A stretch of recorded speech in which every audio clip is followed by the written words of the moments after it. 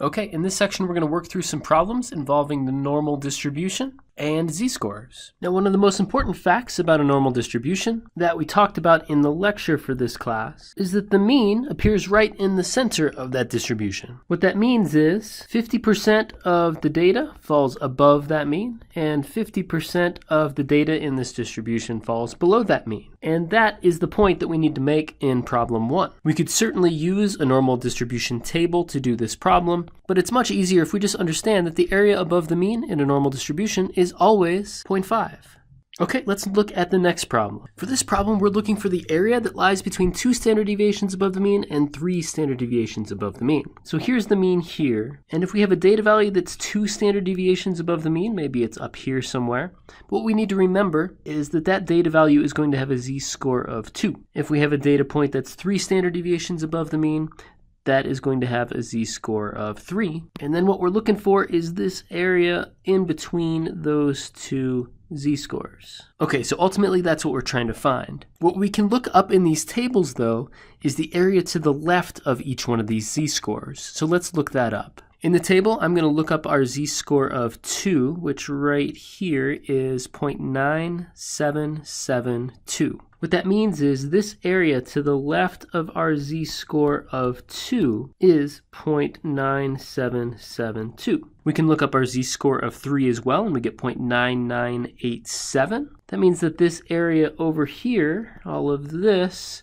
adds up to 0.9987. So in short, if we want this little area over here, what we can do is subtract that 0.9987 minus the 0.9772, and we get that this little area here in between a z-score of 2 and a z-score of 3 is 0.0215.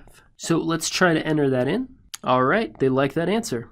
Again, the key here is to remember that if a data value is 2 standard deviations above the mean, it has a z-score of 2. And if a data value is 3 standard deviations above the mean, then it has a z-score of 3. Let's pick out a couple more problems. For this problem, we're trying to find the area to the right of a z-score of 1.19.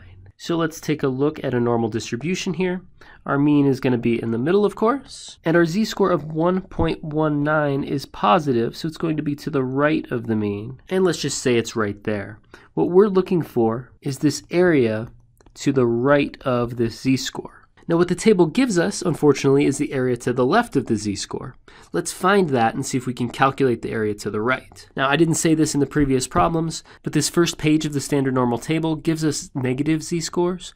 This second page gives us the positive z-score. So our z-score is positive, so we're going to open that one back up. We're going to go to 1.19, which is right here in the table, and I'm seeing an answer of 0.8830. What that tells us is that this area in here is 0.8830. Now, knowing that the entire area under this normal distribution has to add up to 1, we can then say that this area over here is going to be 1 minus that, which is 0.1170. So let's try to type that in. And that looks like a good answer. Let's check out some more. Here, we're just going to look this value up in the table and find the area to the left. That's the exact value that the table gives us.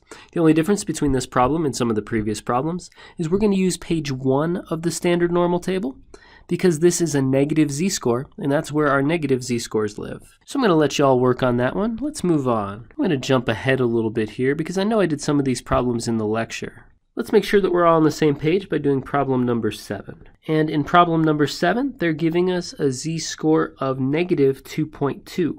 Our mean is here. A z-score of negative 2.2 is going to be somewhere over here.